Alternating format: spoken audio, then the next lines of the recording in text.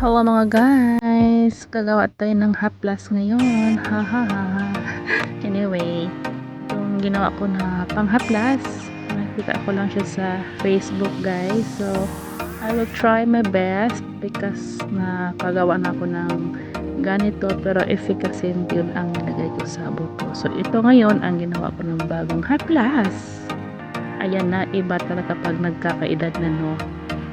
Kaya ayun, naisipan kong gawin itong panibagong haplas ko. So ayan, ito yung avocado seeds na slice ko na. Ito yung mga ibang mga kasangkapan, yung cloves or clove.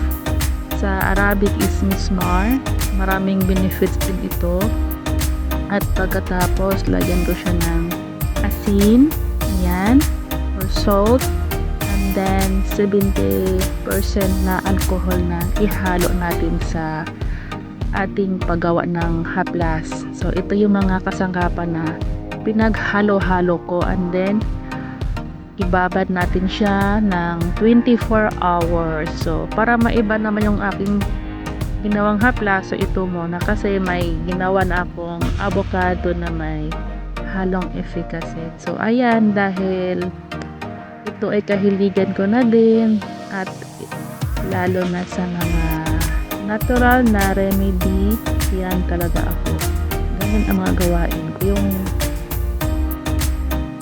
naano ako sa mga natural na pamamaraan lang guys. So ayan, share ko lang kung mabisa ba ito, diba? So why not? Wala namang mawala kung itry natin ang ganitong healthy na pamamaraan din. So, gawang natural lamang po. So, ayan guys.